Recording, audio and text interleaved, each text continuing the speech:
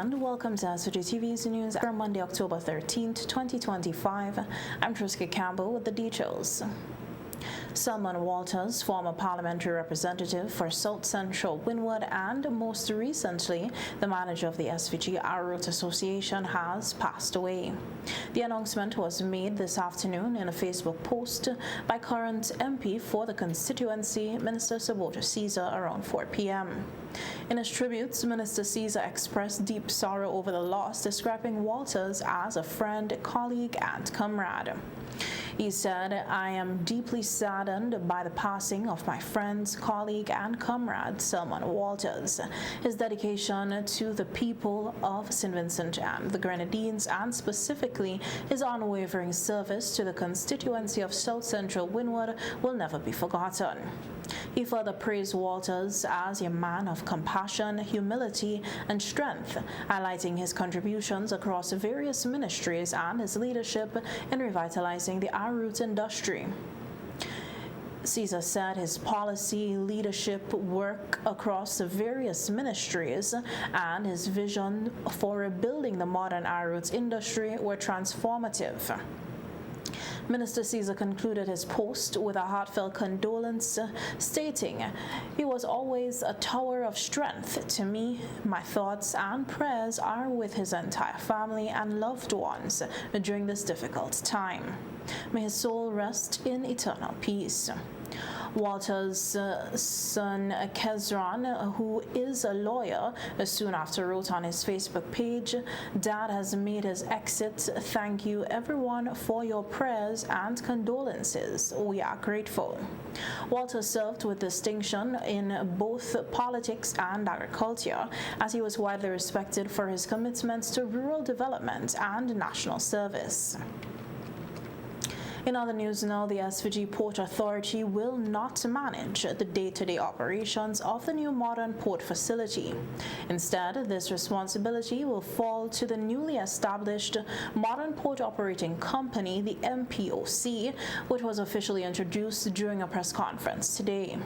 Chief Executive Officer of the SVG Port Authority, Carl James, explained that while the Port Authority will no longer be directly involved in the daily operations, it will remain the regulatory body with full oversight of the MPOC. The Modern Port Operating Company would assume responsibility for the daily terminal operations, service delivery, and customer experience across the port system. The transition is still ongoing, and we will be working closely with all stakeholders to ensure a smooth, coordinated process that maintains safety, continuity, and service reliability. So to give you a bit about MPOC, what the role is. MPOC would manage cargo terminal operations here at this new port and continue with the schooner operations up at the existing port at the southern end of the city.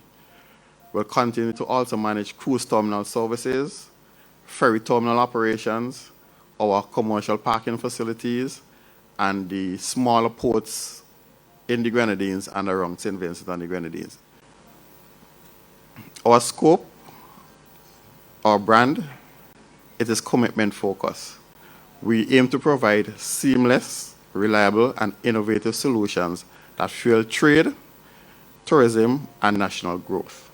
He added that the new company will focus on monitoring logistics, ensuring operational supervision, and upholding accountability at all levels. So you might ask, why this new structure? And I know the minister might go into this a bit more. Having clear separation between the regulator and the operator introduces clearer accountability. It is a best practice and a model that is employed around the world, and we are moving in that direction because we want to be world-class and standardized with international best practices. It introduces agility for the operating company. It is a model that is more attractive for investors and could have improved partnership. So, as I mentioned before, our operating footprint will be the main deep water ports. We'd have a modern cargo yard, dedicated cruise, and cargo facilities. The network of local ports, and we also talk about the landside integration warehouse, freight processing, moving everything into the city. And James also noted that operations at the new port will be fully digitalized, as the existing systems are outdated and no longer suitable for the growing demands of modern port management. Marine and berth management in terms of the ships coming alongside, cargo handling services, whether it's the containers or the boxes in the warehouse, cruise terminal management, as I mentioned before, inter-island parking, and so forth. In terms of technology and innovation, we are looking to have a digital-first port environment. And just last week, the World Bank was here to initiate a project with us that speaks to the digitization of the entire port environment. And when I say digitization, it's not just that the port is going to be offering some services digitally. It is looking at having the entire port network holistically integrated to make services more accessible and seamless. Some of the work packages would include things like terminal operating system, a port community system, virtual vessel scheduling, data analytics, and very importantly, cyber resource measures to make us resilient. Security, ensure that we are ISPS compliant, ensure that we compliance with health and safety regulations. We'll continue to do our emergency preparedness. He further revealed that staff training will be continuous and employees who are transferred to the new company will not lose any of their current benefits. In fact, he said in some cases, staff may even see an increase in salary. With the new port project set to become operational on October 25th, Minister of Urban Development, Senator Benava Brown, has announced that significant transformation can be expected in the capital city, Kingstown. Speaking at a press conference introducing the modern port operation company, the MPOC, Brown said that urban development plans are already underway to support and complement the new port facility. I want to stress about the urban transformation that will be happening as a result of this port. This port was phase 1, but phase 2, which we are well on the way, we are having discussions with CDB and funding has been arranged. Phase 2 will see the moving of the Grenadine Wharf and the schooner facilities further west of this facility, which would make way for what will become the modern Kingstown, or the urban development, or let's call it an urban renaissance for what it is, where we can then make way for development such as hotels, cultural centers, shopping, eateries that are both for locals and visitors alike. We will see the expansion of the cruise ship terminal, which in itself has its challenges and its deficiencies. She added that further details will be announced in the coming weeks, particularly concerning road infrastructure and traffic management, areas which will be coordinated in collaboration with the Royal St. Vincent and the Grenadines Police Force. Brown explained that there will be changes to the traffic flow, road usage, and urban spaces, noting that these adjustments are necessary to ensure that Kingstown is ready for the level of activity that a new port will bring. Meanwhile, Prime Minister Dr. Afghan Salz noted that the broader transformation of Kingstown will begin after the next general elections, in which he anticipates securing a 6th term in office. We have so many other things to do. I don't want to start it now. I'll start it in January, after I get validation for the period, because I have the money organized already. At least a substantial part of the money, most of the money, through ALBA. On the right-hand side, you see there are 3 buildings.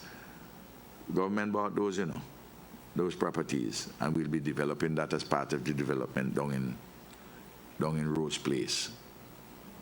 We have 13. We did the social impact study there already. We have 13 units. Some of the units is only 1 person there, but we'll provide Minister Brewster and Minister Daniel working out where they have the lands and where they can build houses for those persons who have been in informal occupation. of those premises. The government has described the new port as a catalyst for economic growth, with the accompanying urban upgrades expected to modernize the capital. The Union Island Ferry Terminal and Market was officially opened on Friday, October 11th, marking a significant milestone in the island's recovery efforts following the devastation caused by Hurricane Beryl last year. Delivering remarks at the opening ceremony, Minister of Urban Development, Energy, Seaports, Grenadines Affairs and Local Government, the Honorable Benava Brown, described the event as more than just a ceremony, calling it a celebration of renewal, resilience and community pride, noting that after the destruction caused by Hurricane Beryl on July 1st of last year, many residents wondered how quickly life could return to normal. The hurricane, a powerful Category 4 system, left a trail of damage and destruction across Union Island, severely impacting infrastructure, homes, and the local economy.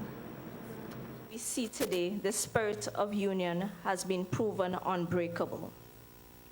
Together, we have turned recovery into opportunity, hardship into hope. On behalf of the government and the people of St. Vincent and the Grenadines, I express profound gratitude to our partners, the Gumbalimbo team and Ian Waste.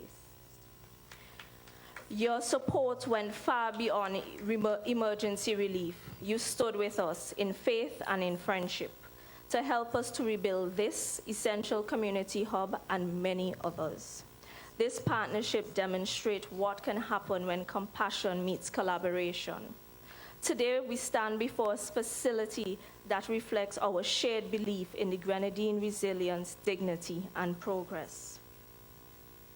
This facility, both a market and a ferry terminal, is the beating heart of Union Island's economic and social life.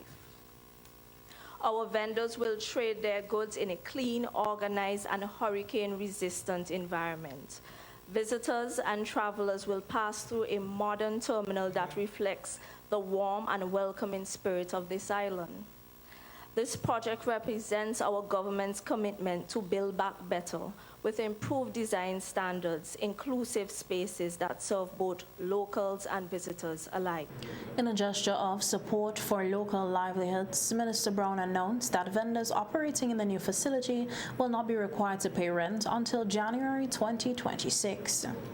This period provides relief intended to give every vendor time to recover, set up their stalls properly, and reinvest in their small businesses without financial strain. We want you to focus on rebuilding your livelihoods and restocking your goods, because when our vendors thrive, our communities thrive. This is how we ensure that development remains people-centered and compassionate. I also take this moment to honor the people of Union Island. Your patience, your perseverance, and your pride have made today possible. You have worked alongside the government teams, various contractors, and donors to restore not just buildings, but the spirit of community life here in Union. This facility belongs to you. Cherish it, use it. Let it be a place of growth and connections for generations to come. And so, as we cut this ribbon today, let it remind us that even the fiercest storm cannot break the Vincentian spirit, which continues to rise. We rise with gratitude, we rise with resilience, and we rise with faith with each other. To the partners and guests, welcome to Union Island. To our vendors and residents, this is your day. And to all of us as Vincentians, may this moment mark another step towards building a stronger, fairer, and more connected St. Vincent and the Grenadines. The project was made possible through a public-private partnership, with the Gumbalimbo Group playing a key role in supporting the recovery process. CEO of the group, Ian Wace, was present at the ceremony and expressed pride in being a part of the island's rebuilding journey. And I will always honor Ralph, because he told me to come here, right? You must understand that. I nearly made an enormous mistake, and that mistake would have just been to operate inside of Kanawon. But he said, he insisted that I came with him to Union, and he insisted that I invest in Union. He made my life a living hell. Because for the last 12, 14 months, I have endlessly had messages, conversations, photos on WhatsApp telling me the state of progress here in Union. I have 2,796 photos of the progress in Union. I have 1,400 emails on the progress in Union. Give the guy a break, all right? It was just endless. But the point is that I came here because ultimately I realized it was the right thing to do. It was the right thing to come and do something for everybody here, to provide a resource, to provide a team to really help you. And I ask for nothing in return. This is a gift. It's a gift to all of you at a time when you really needed that gift. Okay?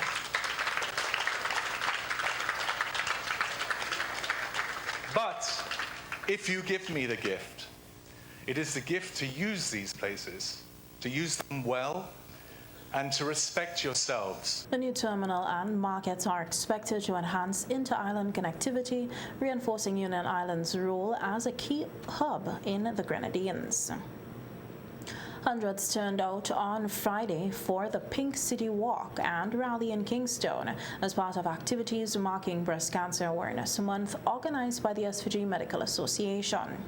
Among the participants were school clubs, members of the medical community, and various interest groups, all coming together to show solidarity in the fight against breast cancer. Following the walk, President of the SVG Medical Association, Dr. Rosalind Ambrose, addressed the gathering. She spoke about the importance of raising awareness and emphasized the need to support both survivors and those currently battling the disease. Each year, our organization undertakes this event, and it is to raise awareness and bring attention to the issue of breast cancer. At each rally like this, we often invite, as you just had Gloria, breast cancer survivors to share their experiences. And this should help us all to understand that togetherness and support, that keyword, makes a big difference.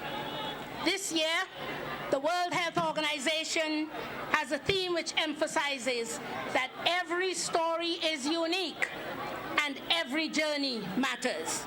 And we reaffirm the promise that no one should fight breast cancer alone.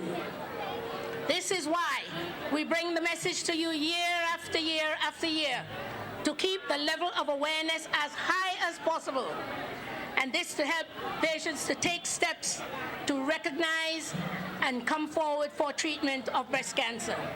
SVG-TV News also spoke with concerned citizens, including several young girls who voiced their support for the cause. They expressed hope that more people would join the efforts to raise awareness about breast cancer and promote early detection. Ms. Ambrose just said, breast cancer is something that we need to be more aware of, because I think because of what we eat, more persons have cancer as an alignment of diseases that are bringing it down. So I think the march today should happen more often, not just in October, but at least every quarter, to remind us to support those persons suffering with that disease. I'm in SDCK Convent, Group 8, and I think it's important to support this because women need to be supported in these kinds of things. Most days people are fighting breast cancer and they do not have people to support you, so that's why I think you should support them. I think every young girl should join because one day we can become women and we need somebody to support us if something happens to us like that. It shows your care for those who have been struggling. It shows your love for them. You can even teach them from young, like the little children, so they can at least learn about breast cancer and all sorts of cancers also.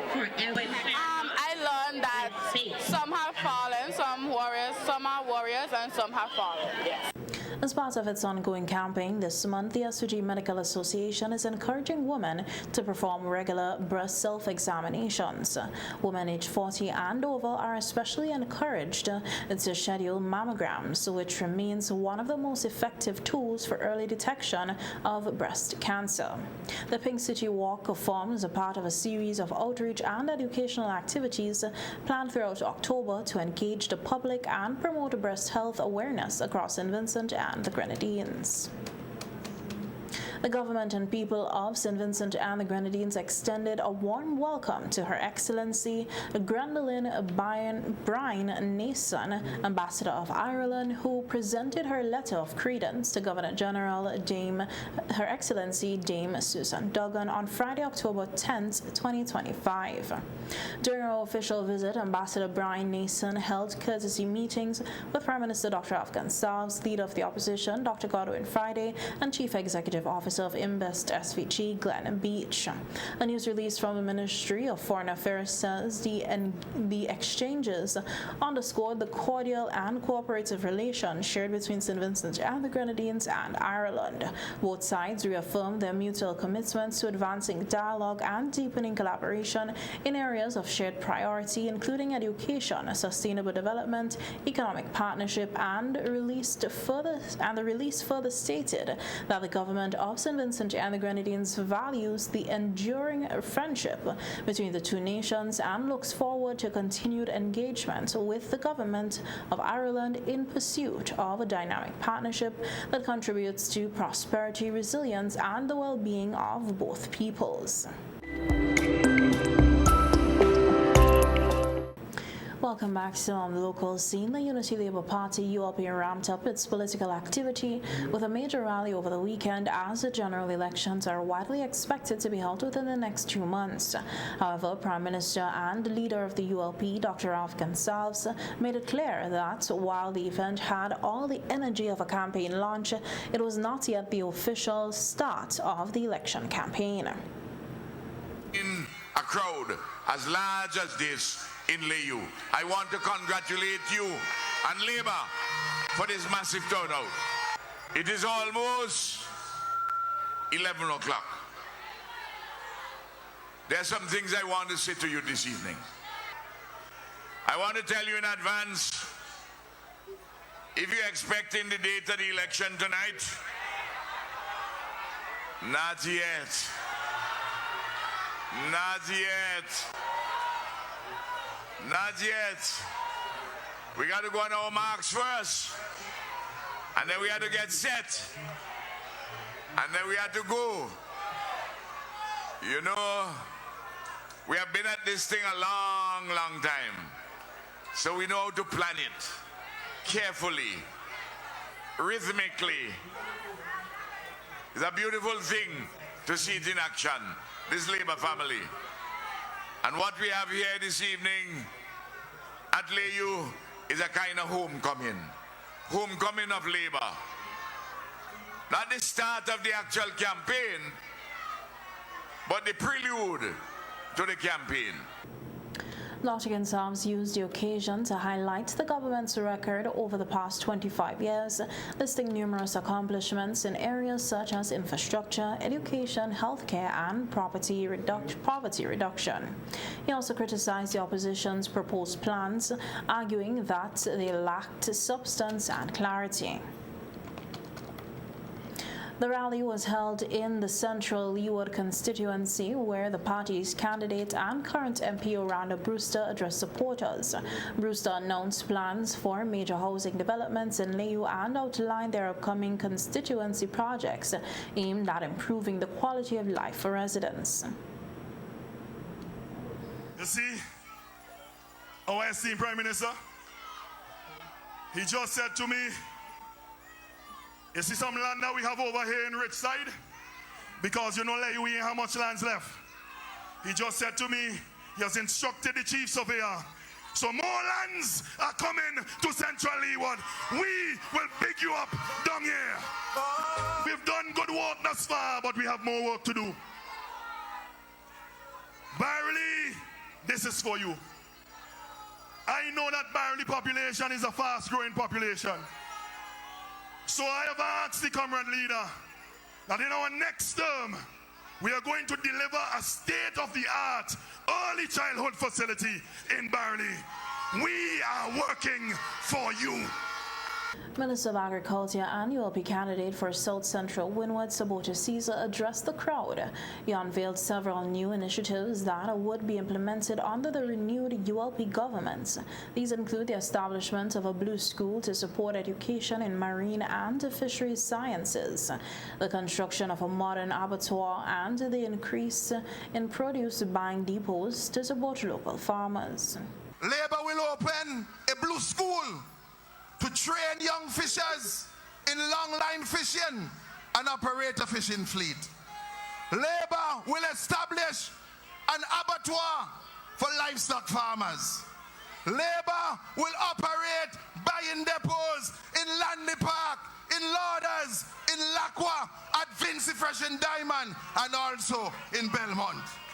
The Eastern Caribbean Food Traders Limited was established, and it will buy food from our farmers so that we will be able to compete with traders anywhere in the Caribbean, anywhere in the world. Labour is working for you. Caesar, along with other ULP candidates, urged supporters to come out in full force on Election Day, emphasizing the importance of securing a sixth consecutive term for the party. Meanwhile, the youth arm of the opposition New Democratic Party, the NDP, hosted a lively DJ sound clash on Saturday night at the Camlin Park Hard Court, aiming to energize young supporters and emphasize the importance of political participation ahead of the upcoming general elections. Speaking at the event, Member of Parliament for South Leeward, Nigel Nature Stevenson, urged the young people to take an active role in shaping the future of the country by getting registered to vote. He emphasized that voting is a powerful tool and engage attendees to support the NDP at the next general election. The celebration that we are having here tonight is just the shadow of what would happen after the result of the general election, because the New Democratic Party will form the next government, and you love the young people will make sure that Dr. Godwin Friday is our next Prime Minister. And the NDP team from day one will work for you. But before I leave you tonight, I am encouraging every one of you, because I was walking the crowd and some people were telling me, check to see if my name is on the voters list. Now that's what I want you to do. Check and make sure your name is on the voters list, because if it is not there, you will not be able to participate in the beautiful thing that's going to happen in a few weeks from now.